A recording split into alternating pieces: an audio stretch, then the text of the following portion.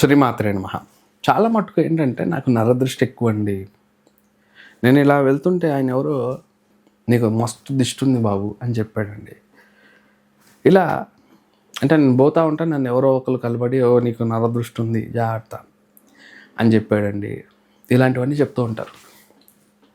ఎవరైనా మామూలుగా క్యాజువల్గా చెప్పేది ఏంటంటే నీకు విపరీతమైన దిష్టి అయ్యా, నువ్వు చాలామందికి సహాయం చేస్తావు, నీకు ఎవరు సహాయం చేయరు. ఈ రెండే ముచ్చట్లు తిప్పి తిప్పి చెప్పి వాళ్ళ దగ్గర నీకు అది ఉంది ఇది ఉందని చెప్పి డబ్బులు గుంజుతూ ఉంటారు చాలామంది. సో యూజువల్గా అందరు చెప్పేటటువంటిది అనమాట. ఈ మధ్య కొందరు ఏంటంటే జ్యోతిష్ కులం అనేది చెప్పి పేరు పెట్టుకొని నెంబర్లు యూట్యూబ్ ఛానల్లో ఇస్తూ వాడి జాతకం చెప్పడం మానేసి నీకు విపరీతమైన దిష్టి ఉంది అని చెప్పడం మొదలుపెట్టారట. నాకు కన్సల్టేషన్ చేస్తుంటాను కదా, జాతకాలు చెప్తున్నా, దానికి హోమం చేయాలి, ఒక 30,000 40,000 అవుతుంది. నరదృష్టి అనేటటువంటిది జాతకంలో అంటే జాతకరీత్యా మనకున్నటువంటి అఫ్లిక్షన్, ప్లానెటరీ అఫ్లిక్షన్ బట్టి వీడు ఏదో సమస్యలో ఉంటాడు అని చెప్పొచ్చు. కానీ నరదృష్టి ద్వారా ఇలా ఉంది అలా ఉంది, చేతబడులు జరిగాయి, ఇవన్నీ విషయాలు కావు. రాహుదశ వస్తుందంటే రాహుదశ నడుస్తున్న రాహు యొక్క కేతు యొక్క అఫ్లిక్షన్ నడుస్తున్నప్పుడు ఏదో మనం నెత్తి మీద ఏదో కూర్చున్నట్టే అనిపిస్తుంది, అంతే తప్ప ఏదో కూర్చున్నట్టు కాదు. ఆ గ్రహం యొక్క స్వభావం అది. లేనిపోని కళలు వస్తుంటాయి, పిచ్చి పిచ్చి ఊహలు వస్తుంటాయి.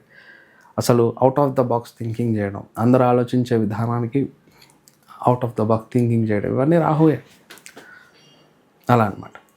సో ఇవన్నీ ఆలోచనలు వస్తుంటాయి. మనం ఇవన్నీ చూసేసి ఏదో జరిగిపోతుంది అనుకుంటాం. ఇలా ఎవరో ఏదో చెప్పారు, నిజమే నాకేదో నరదృష్టి అందా. ప్రతి వాళ్ళు ఈ మధ్య డైలాగ్ ఏంటంటే నీకు నరదృష్టి ఉందా, తీయించుకో, ఈ యంత్రం పెట్టుకో, ఆ యంత్రం పెట్టుకో.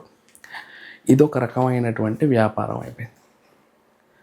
నరదృష్టి అనేటటువంటిది ఉంది, నాకు విపరీతంగా దిష్టి ఉందనేటటువంటి ఆ భావన మీకు ఉంటే కనుక తొలగించుకోండి. ఈ మధ్య ఒక షార్ట్ వీడియో పెట్టా దీని మీదే. ఎందుకంటే ఇట్లాంటి వీడియోలు పూర్తిగా చూడరు ఎవరు. ఆ షార్ట్ వీడియోనే చూస్తారు కొద్ది గొప్ప, తద్వారా వాళ్ళకి రీచ్ అవుతుందని పెట్టా. నరదృష్టి అనేటటువంటిది ఉంటే ఉండింది. ఉప్పు తీసుకొని దిష్టి తీస్తే పోతుంది, హనుమత ఆరాధన చేస్తే పోతుంది, కాలభైరవుణ్ణి ఆరాధిస్తే పోతుంది, అంతే. వేరెవరి దగ్గరకు పోయి లక్షలు లక్షలు వేలకు వేలు సమర్పించుకొని ఆ దిష్టి పోవడానికి ఏం చేయాలి, అది చేయాలి, ఆ యంత్రం తేవాలి, ఈ యంత్రం పెట్టాలి, ఇవన్నీ ఉత్తమాటలు, గుర్తుపెట్టుకోండి. ఇలాంటివి మీరు చేసి చేసి అలసిపోయి దేవుడు అంటే నమ్మకం పోగొట్టుకోకండి. ఇలాంటివి ఏవి ఉండవు. మీ ఆలోచన విధానాన్ని మార్చుకోండి. ఎదిగేవాడిని ఎవరైనా చూసి ఆహా వీడు ఎదిగిపోతున్నాడు అనుకుంటారు, అది ఒక రకమైన దిష్టే. కానీ ఎప్పుడూ కూడా జిమ్కి వెళ్ళేటటువంటి వ్యక్తికి చాలా సాధారణంగా వాళ్ళకి అనారోగ్యం రాదు, అంతేనా?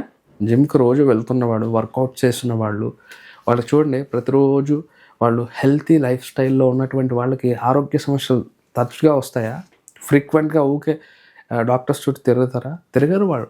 ఎందుకంటే రోజు వాళ్ళు హెల్తీ హ్యాబిట్స్ని వాళ్ళ జీవితంలో వాళ్ళు అలవాటు చేసుకున్నారు. అలాగే ఆధ్యాత్మికంగా ప్రతిరోజు నిత్య దీపారాధన చేసుకుంటూ ప్రతిరోజు దైవాన్ని నమస్కరించేటటువంటి వాడు, దైవ పాదానికి అభిమంత్రించి పెట్టినటువంటి కుంకుమని నిత్యము ధారణ చేసేవాడికి ఏ దిష్టి, ఎటువంటి దుష్టశక్తులు దరి చేరవు.